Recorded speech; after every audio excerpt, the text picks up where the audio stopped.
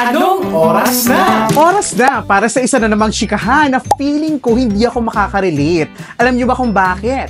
Kasi ang ating makakachikahan ay mga estudyante mula sa isang private school. O, diba? Feeling ko hindi ako makaka-relate kasi alam mo naman, for the purita ang person, galing tayo sa tabi-tabing school, anywhere in the country, charet. Ayan ang mga pag-uusapan natin, aalamin natin kung magkano ba ang baon nila, ano usually kinakain nila, at saka kung na-enjoy ba nila ang mga school activities, tulad ng mga assignments and quizzes and projects, mga ganyan, no? At lahat ng ito ay may kinalaman sa Sustainable Development Goal ng United Nations. Aalamin natin kung talaga bang napapanatili ang quality education at ang good health and well-being ng ating mga chikiting. Kaya ready ka na ba? Kung ready ka na, let's go, makipagchikahan ka na. Tara na! Oras na! Oras na para sa isa na namang umaatikabong chikahan. Siyempre kasama ang ating mga imported na mga bagets from sa dalawang private schools dito sa Valenzuela City. Ayan. Anong pangalan, ate? I'm Pia Antoinette D. Rivas, 11 years old from Divine Mercy Academy. Divine Mercy Academy. Magkano tuition dyan? At syempre si ate naman. My name is Ashley Annie Gabriel D. Perez. I'm 12 years old. So meron tayo kasama natin si ate Pia, tsaka si ate Ashley. Ayan. Ready na ba kayo sa ating mga questions? Very quick at madadali na naman ang mga questions to. Wala namang kasamang alam niyo na, algebra, wala pa namang ganon. Ang rule lang natin, sa bawat masasagot nyo, meron kayong pa-biscuit or pa-chocolate. Diba? Siyempre, hindi pwedeng sagot-sagot lang tapos magugutom, diba? Ayan. So, ready na kayo sa ating first question. Bago ko pala itanong to, alam nyo ba yung UN? Yes. Yeah. UN? Talaga? Ba't alam niyo yun? Ano yung UN? Sige nga, ano yung UN? United Nations. UN, tama kayo, United Nations. Pero alam niyo ba kung para saan ang UN? Samahan. Samahan Mga na bansa. ng mga bansa. Very good. Ang galing nun. Parang top 1 ka ba? Charot! At si ate, anong alam mo sa UN? Samahan ng mga bansa. Well, actually, totoo naman, no? Ang UN ay samahan ng mga bansa mula sa iba't ibang panig ng mundo na nabuo after World War II. Ang goal nun ay, kaya nagkaroon ng UN para sa kapayapaan, ipalaganap ang kapayapaan sa buong Sansinukob. Ay! Sansinukob! Okay. Ayan. At yung UN, meron siyang 70 na Sustainable Development Goals. Na ang goal naman yung 17 yon, tuldukan ng kahirapan, kagutuman, ganyan. At ang pinaka-focus ng ating question and answer ngayon ay yung SDG 3 at saka SDG 4. Yung SDG 3, para naman yon sa kalusugan, yan, para sa ating good health and well-being. At yung SDG 4 naman, yun naman ay para sa quality education, para masiguro na ang mga natatanggap na edukasyon ng mga kabataan ay quality at talagang matututo kayong mga kabataan. So, ang question number 1 natin, anong favorite subject mo sa school? Ayan, si ate ano muna, Ashley. Ano po? ESP.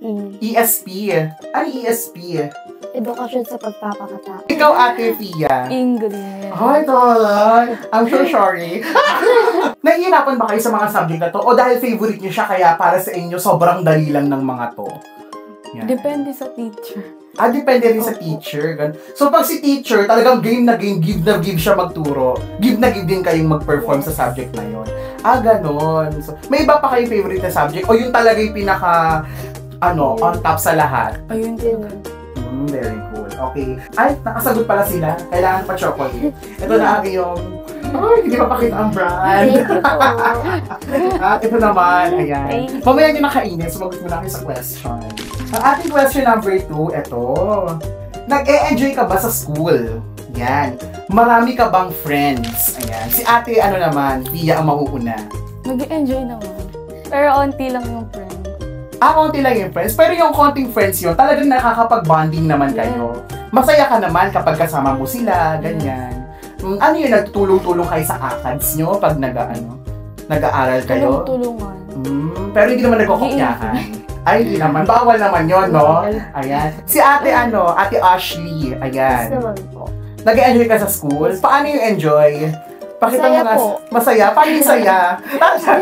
Nag-enjoy ka? May mga friends ka? Yes, Marami? madami po. Talaga? Yes. Paano yung bonding nyo? Ano yung sabay-sabay kayo nagre-review pag may exam, ganon? Yes po.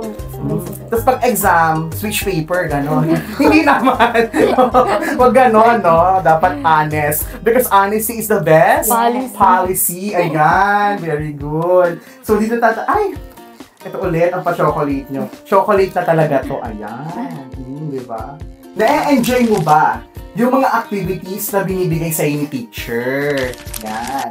Yung mga assignments, yan. Projects, ang mga PTAS, performance tasks na binibigay ni Madam at ni Sir. Ayan. Na-enjoy nyo ba? Ikaw, Ate Ashley. Yes po. Na-enjoy mo? Bakit? Para po sa grade po. Para sa grade. Yes. Pero pagka ginagawa mo yung mga assignments, works, may natututuhan ka naman. Yes po. Talaga, parang yung sagot niya talaga, yes po. Talagang paniniwalaan ko na natututo ka talaga. Talaga, Yes. na-enjoy. Ano yun? Ano mas gusto mo? Yung individual or pag-group activity? Pag-group. Ikaw, Ate Fia, Hindi po. bakit hindi mo na-enjoy? Super dami. Super dami. Gaano karami ito? Like, sa isang araw, for example, pag uwi mo ng school, ilan ang assignment? 4, gano'n. Ganon. Super dami. Tapos yung 4 na yun, mga gano'ng katagal mong gagawin yun? 1.5 hour or 1 hour. Ganon. So, pero nakakapag-rest ka naman. Pero sobrang dami, feeling mo sobrang dami. At pag sobrang dami, nai-stress ka pag gano'n. Opo. Talaga? Okay. So, medyo magkaiba sila ng kasagutan dahil si Ate Ashley ay nag-e-enjoy, lalo na pag group activity. Si Fia naman ay hindi daw masyadong nag-e-enjoy. Pero kapag group activity, nag-e-enjoy ka naman. Yes. Nag-e-enjoy ka naman. Nagiging ka-group mo naman si ano. Hindi naman.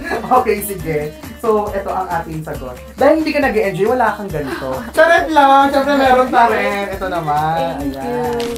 Okay, dito na tayo sa ating fourth question. Ano kaya ang ating fourth question? Ito. Stress ka ba sa school? Ikaw? Yeah.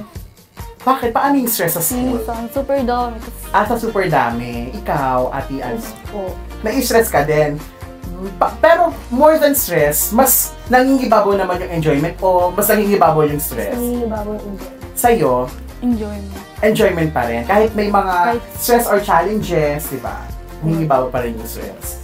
At ayun na, dahil okay naman ang mga kasagutan nila, bibigyan ko na sila ng another pag-gift natin sa kanila.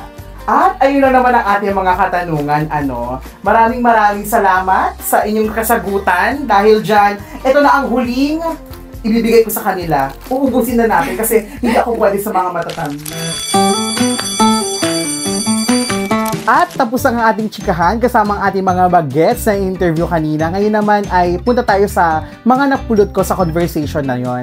Una kong napulot ay yung stress is present. Yan. Regardless if taga-private school ka or public school ka, knowing na yung mga grade 6 students ngayon, galing yan, nagsimula sila sa online class. So talagang nag-a-adjust pa rin sila hanggang ngayon. Kaya yung stress, nandun talaga. Ang pangalawang na-realize ko sa conversation ay napakaswerte nila kahit papaano dahil may privilege sila na ganun sa private school. Kasi, di ba hindi naman lahat ng bata may ganun na pagising mo sa umaga, iisipin mo na lang kung anong assignment mo, anong gagawin mo, papasok ka sa school. Hindi lahat ng bata ganun. Yung iba kailangan pang magtrabaho muna, tutulong muna kay nanay tatay, hahanap muna ng pambaon. Minsan papasok, walang baon, di ba? Kaya, ang tanong dyan, di ba, hanggang kailan tayo ganito? Kasi sa bawat 10 bata, 6 doon hindi nakakapag-aral. Tapos 5 sa mga hindi nakakapag-aral, undernourished, mga malnourished sila. Kaya, oras na para mag-isip tayo ng paraan, di ba? As a nation, anong mga dapat nating gawin para wala ng bata ang mapag-iiwanan? Lahat ay nakakapag-aral at lahat ay may malusog na pangangatawan. Ayun lang, my name is RC. Paalam! Anong oras na?